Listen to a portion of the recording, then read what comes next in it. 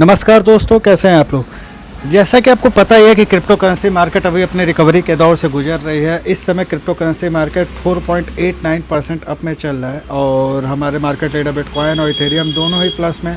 Bitcoin इसमें $37,756 पे trade कर रहा है, वहीं इथेरियम 2,780 पे ट्रेड कर रहा है। दोनों के दामों में 4% तक की बढ़ोतरी दिखाई पड़ रही है।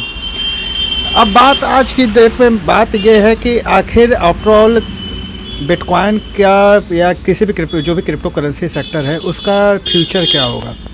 इस फ्यूचर के बारे में बात करने से पहले सबसे बड़ी बहुत ज़रूरी बात है एल सल्वाडोर के बारे में बात करने की।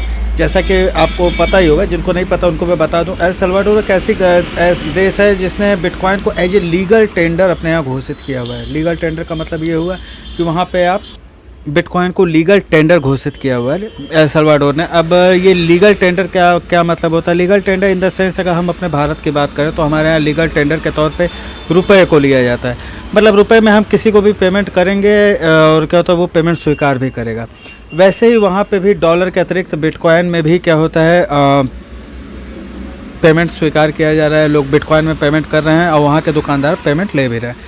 बट रिसेंटली एक मूव आया है आईएमएफ की ओर से। आईएमएफ ने क्या होता है एल सल्वाडोर को मतलब चेतावनी दी है कि अब वो जो बिटकॉइन को उसने जो एज ए लीगल टेंडर के तरीके पे घोषित किया हुआ है इसको वापस ले, क्योंकि इससे मनी लॉन्ड्रिंग और टेररिज्म जैसी बातों को खतरा होगा। लेकिन अगर एक रिपोर्ट के हिसाब से अगर एल सल्वाडोर के जो जनता है वो मतलब इस मूव का बहुत ही स्वागत कर रही है और क्या होता है खुले मतलब हाथों से क्या होता है बिटकॉइन का पेमेंट हो रहा है वहाँ पे। इवन देन वहाँ के दुकानदारों के दुकानों की सेल भी बढ़ गई है इस मूव की वजह से। यहाँ पे ये मैं आपको बताना चाहूँगा कि एल सल्वाडोर अपने सभी नागरिकों को क्या होता है ट्रेनिंग भी दे रहा है कि कैसे वहाँ पे चीवो एक ऐप लॉन्च किया गया है ताकि जो बिटकॉइन में पेमेंट करना चाहे वो बिटकॉइन में पेमेंट कर दे, जो डॉलर में पेमेंट करना चाहे वो डॉलर में पेमेंट करें। अब ये तो बातें हुई एल सल्वाडोर की, एक ऐसा देश है जिसने बिटकॉइन को एज ए लीगल टेंडर घोषित किया है। लेकिन अब यहाँ पे बात आती है आईएमएफ के उस मूव की, उस वार्निंग की जो उसने दिया है एल सल्वाडोर को कि क्या होता है बिटकॉइन को क्या होता है लीगल टेंडर घोषित करना जो किया गया है उसे हटाए, क्योंकि इससे टेररिज्म और बाकी चीज़ों का खतरा है। तो क्या वास्तविकता में ऐसा खतरा है? देखिए, खतरा तो है। यहाँ पे ये सवाल का जवाब तो ये है कि खतरा तो है, लेकिन अब बात यहाँ पे उठ के आती है कि खतरा तो सारी करेंसी से है। सारी करेंसी में क्रिप्टो करेंसी में अंतर यह है कि बाकी करेंसी को आप ट्रेस कर सकते हैं कहाँ से भेजा गया है, कहाँ से नहीं भेजा गया। बट क्रिप्टो करेंसी को ट्रेस करना थोड़ा मुश्किल है। आपकी क्रिप्टो चोरी हो जाती है या किसी तरीके के साथ उसके साथ कुछ मिस हैपनिंग हो जाता है तो उसको ट्रेस करना मुश्किल है। लेकिन सच्चाई ये है कि देखिए, हर एक कॉज के साथ बुरी चीज़ें भी होती हैं, अच्छी चीज़ें भी होती हैं। ये हमारे ऊपर डिपेंड करता है कि हम कैसे उन चीज़ों को स्वीकार करते हैं और कैसे उन चीज़ों को लेके आगे बढ़ते हैं। अब केवल बुरा है कह के आगे बढ़ने से तो काम नहीं चलने वाला। हमें उन चीज़ों को देखना होगा, उनके पीछे की जो अच्छाइयाँ हैं उसको स्वीकार करना होगा।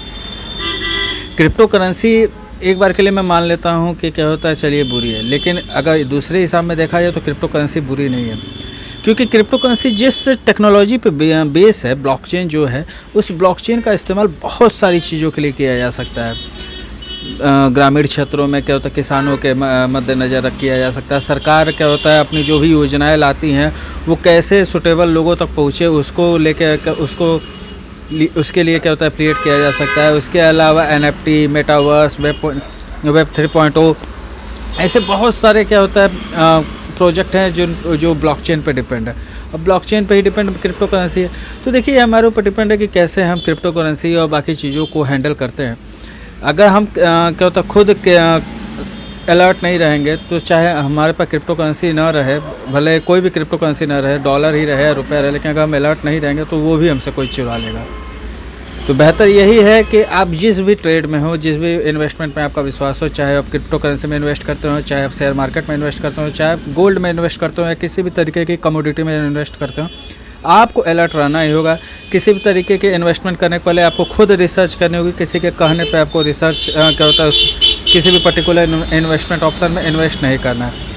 इसके अलावा जो चीज़ें हैं कि आप कई बार देखते होंगे कि क्या होता है, कई आप मेरे ही इस यूट्यूब चैनल पे ले लीजिए, कुछ एक वीडियो है जिसमें कई फॉरेनर ने क्या होता है किसी तीसरे बंदे को लेकर प्रमोट किया हुआ है कि क्या होता है आप इससे बात करिए, इसके इनके थ्रू इन्वेस्ट करिए, मैं बिटकॉइन कमाता हूँ, ये टेलीग्राम पे आइए। ये सारी चीज़ें आपका अगर मन है तो आप कर सकते हैं, लेकिन मेरी ओर से केवल और केवल एक ही राय है कि नहीं।